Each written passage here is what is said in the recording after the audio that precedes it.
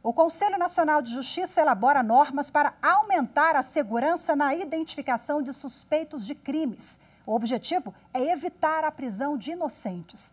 Muitos casos de prisões injustas ocorrem por causa do reconhecimento fotográfico. 6 dias. Esse foi o tempo em que Jefferson Pereira da Silva, de 29 anos, ficou preso injustamente no Rio de Janeiro. O motorista de aplicativo foi parar na cadeia com base em um reconhecimento fotográfico.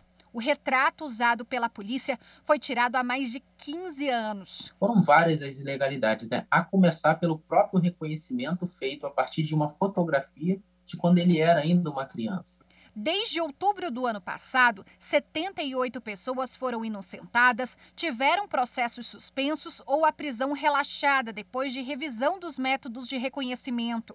Os dados são do Superior Tribunal de Justiça, que já verificou irregularidades nesse sentido em mais de 50 decisões. O entendimento também foi aplicado recentemente no Supremo Tribunal Federal.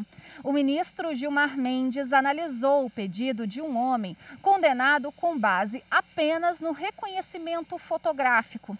A Defensoria Pública alegou no STF que ele foi considerado culpado desde a abordagem policial e não teve o direito à presunção de inocência resguardado. Segundo o processo, o rapaz foi preso logo após 4 pessoas terem sido roubadas. O policial tirou uma foto e encaminhou por aplicativo de mensagem para outros policiais que estavam com as vítimas, que fizeram o reconhecimento. Essa foi a única prova apresentada contra o acusado. O Conselho Nacional de Justiça também atua para uniformizar regras e procedimentos para o reconhecimento pessoal e a aplicação dele no Poder Judiciário. Um grupo de trabalho coordenado pelo ministro Rogério Schietti Cruz, do Superior Tribunal de Justiça, tem 6 meses para elaborar instrumentos que aumentem a segurança na identificação dos suspeitos. Segundo o CNJ, pesquisas revelam o elevado grau de falhas nos reconhecimentos. Um levantamento feito pela Defensoria Pública do Estado do Rio de Janeiro em todo o país revelou, por exemplo, que 6 a cada 10 prisões preventivas determinadas após reconhecimento por fotografia são de pessoas inocentes e 8 a cada 10 pessoas presas indevidamente são negras. O sistema penal, ou melhor, punitivo brasileiro, corpos negros não têm o direito à presunção de inocência, né?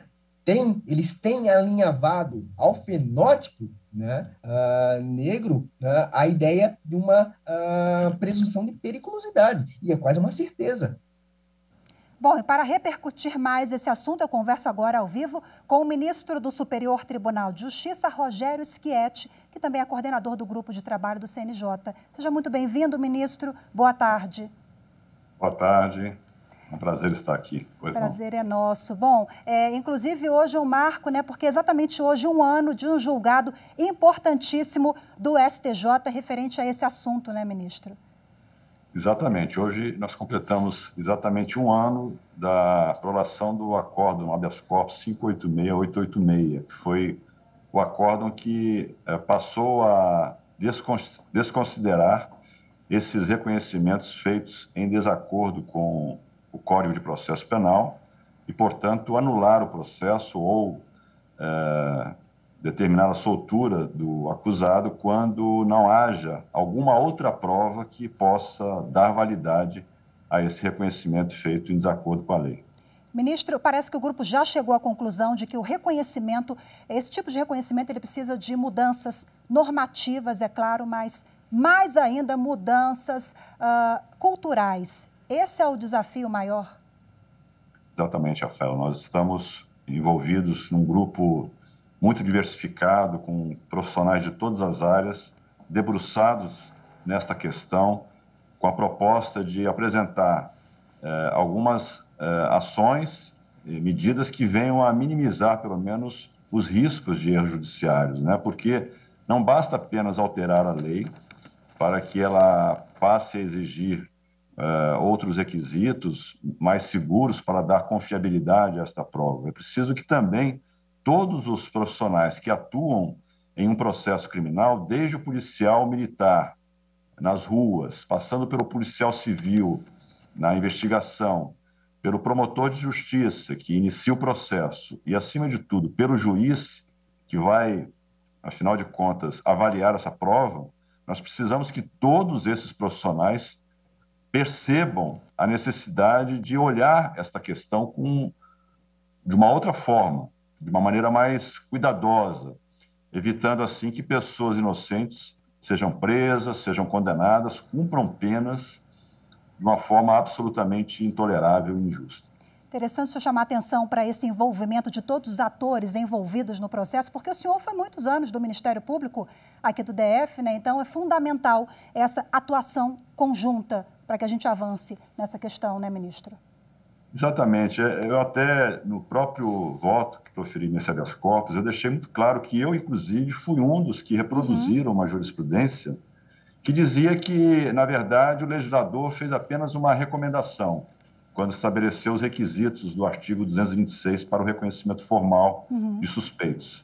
E nós precisamos, então, agora dizer, não é uma recomendação, isso é uma exigência legal, porque é uma prova determinante. Em crimes de roubo, especialmente, a palavra da vítima e o reconhecimento formal por parte da vítima quase sempre tem sido suficiente para condenar pessoas. E não pode ser assim. A polícia e o Ministério Público devem investigar melhor, devem procurar outras provas, usando inclusive a tecnologia de que nos dispomos hoje. Nós temos recursos tecnológicos que nos permitem, por exemplo, saber onde estava aquele suspeito no dia, no local, no horário do crime, né? Para afastar, eventualmente, uma acusação injusta. Os dados são evidentes, né, de que algo está errado. O levantamento da Defensoria Pública, e algo está muito errado, né, ministro? Porque o levantamento aponta que 6 em cada 10 prisões de pessoas inocentes feitas com base nesse tipo de reconhecimento são prisões ilegais de pessoas inocentes. Sim, esse dado bate com uma estatística também norte-americana, em que se apurou que cerca de 2/3 dos erros judiciários, já comprovadamente, são de pessoas que foram reconhecidas de maneira ilegal. E o exame de DNA comprovaram a inocência dessas pessoas. Então, é fundamental que nós revisitemos esse tema e passemos a olhá-lo com muito mais zelo, com muita mais preocupação, porque pessoas, não sabemos quantas, cumpriram pena com base nesse entendimento que, felizmente, está agora sendo revisto. Ministro, quando a gente faz o recorte, né, social e econômico, infelizmente tem raça, tem cor, a gente está falando daquelas pessoas predominantemente negras, os mais pobres, infelizmente são de fato os mais atingidos, né?